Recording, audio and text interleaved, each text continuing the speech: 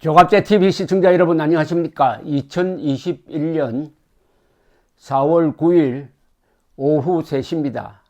4.7 보궐선거 전후에 한국인의 심성을 상당히 좌우하는 한국인의 대표 얼굴이 바뀌었다는 생각이 듭니다. 지금까지 한국의 대표 얼굴은 문재인 대통령이었습니다.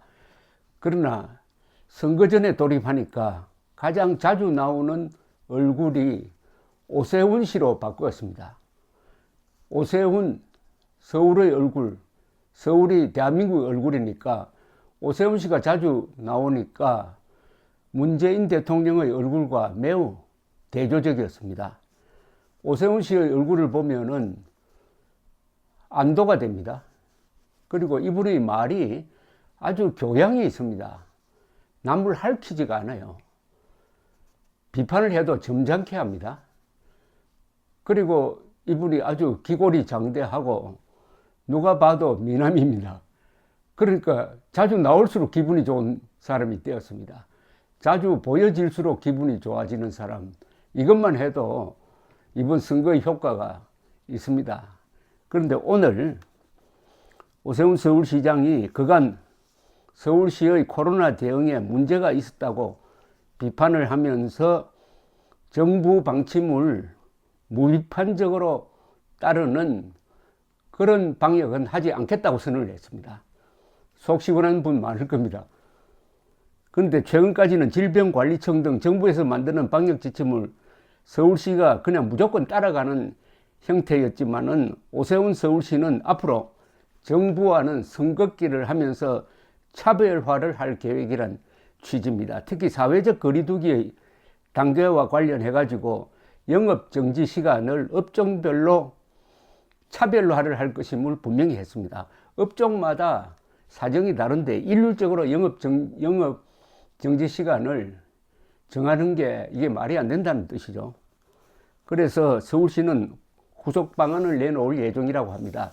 오늘 시청에서 모든 간부들이 참석한 가운데 코로나19 종합대책회의를 열었습니다. 오 시장은 솔직히 말해 서울시가 해야 할 일을 다 하지 못한 것 아니냐는 반성을 해야 할 것 같다. 물론 최선의 노력을 다 했겠지만은 1년이 지나면서도 중앙정부가 정하는 1단계, 2단계, 3단계씩의 대응에 순응했을 뿐 실제 민생 현장에서 벌어진 절규에 가까운 소상공인의 호소에 귀를 기울였는지 깊이 반성해야 할 것이다. 백신 접종 속도가 국제 기준으로 볼 때 매우 뒤떨어졌고 비슷한 국력의 다른 나라들에 비해 아마 가장 늦은 편이다. 접종 일시 중단 등으로 인해 방역 당국에 대한 시민 불신도 점차 높아지는 상황이다. 지금 상황이라면은 소상공인이 희생을 감내할 수밖에 없고 지금까지와 같은 일률적 틀어막기식 거리두기는 지속하기 어렵다. 업종별 특성을 고려하지 않는 기존의 9시나 10시 영업정지 같은 중앙정부의 방침은 재고되어야 한다. 일률적인 규제 중심의 거리두기는 서울시에서 다시 한번 생각해보자. 소상공인 매출 타격을 최소화할 수 있는 방법을 고민해달라 라고 이야기를 했습니다. 서울시는 각 업종의 협회 등과 접촉해가지고 매출 감소는 최소화하고 방역 효과는 극대화하는 방안을 논의할 계획이라고 합니다. 또 업종별 특성을 고려한 서울형 거리두기 방안 등도 마련해가지고 곧 발표하기로 했다는 겁니다. 여기에 대해서 민주당이 지배하고 있는 서울시 의회가 또 어떻게 견제를 할지, 중앙정부가 어떻게 반응할지 두고 봐야 되겠지만은 서울시의 안전, 특히 보건을 책임지고 있는 서울시장의 권한이 막강하니까 잘 될 것으로 보입니다. 이 지적은 정말 옳은 지적입니다. 그동안 서울시의 이 코로나 방역은 상당히 정치적 방역을 했습니다. 딱 하나 예를 든다면은, 하나만 예를 들겠습니다. 작년 8월 15일, 비가 쏟아지는 과정에서도 다 마스크를 쓰고 광화문에서 많은 사람들이 모여서 반정부 규탄 시위를 했습니다. 합법적으로 했습니다. 대부분의 경우가. 그런데 문재인 대통령이 나서고 이 민주당이 나서가지고 코로나 재확산의 원인이 광화문 광장 시위다라고 거짓말하기 시작했습니다. 코로나 재확산의 원인은 그날 작년 8월 15일 며칠 한 일주일 이전부터였습니다. 왜냐? 그 전에 이 문재인 정부는 휴가철을 맞아가지고 휴가를 독려하고 소비를 독려하면서 이 완화를 상당히 거리두기를 상당히 완화했습니다. 그러니까 사람들 간의 이동과 접촉이 잦아지면서 코로나 확진자 수가 늘기 시작한 것은 8월 15일 이전이었는데 그걸 감추기 위해서 8월 15일 행사의 모든 것을 뒤집어 씌웠습니다.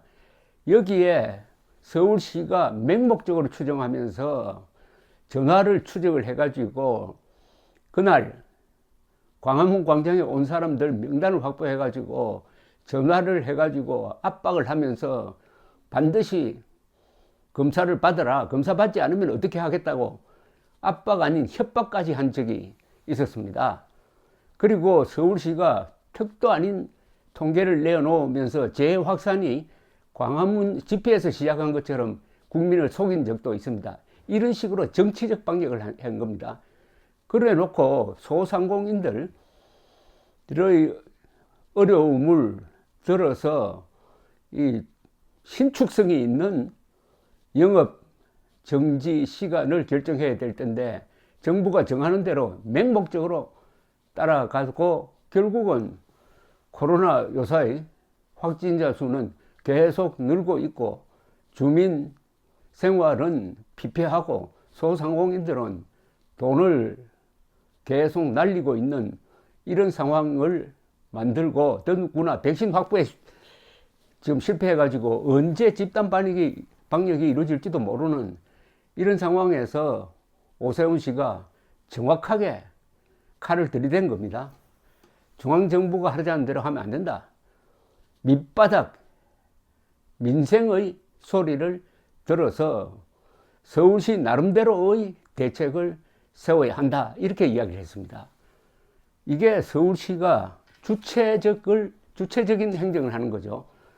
서울시는 그 상징성이나 실질적인 경제력, 영향력 면에서 서울시장은 사실상 대한민국에서 두 번째 가는 권력자고 서울시는 이 전국의 인구는 5분의 1이지만 그 영향력 면에서는 한 50%라고 봐야 됩니다. 그래서 서울시 변해야 전국이 변할 수가 있습니다. 이제 이런 사회적 거리두기에 대해서 본격적인 재검토를 할 필요가 있습니다. 과연 이렇게까지 해야 하느냐? 우리 국민들이 그동안 너무나 고분고분 순응하는 과정에서 쓸데없는 사회적 비용을 지불하게 되었고 그것은 결국은 경제적 손실로 돌아왔다는 점에 착안한 이 오세훈 씨의 시적절한 지시라고 저는 생각을 합니다. 서두에서 말씀드렸지만은 오세훈 씨 얼굴이 자주 보이니까 저로서는 안심이 됩니다. 그리고 기분이 좋아집니다. 저만 그렇겠습니까? 감사합니다.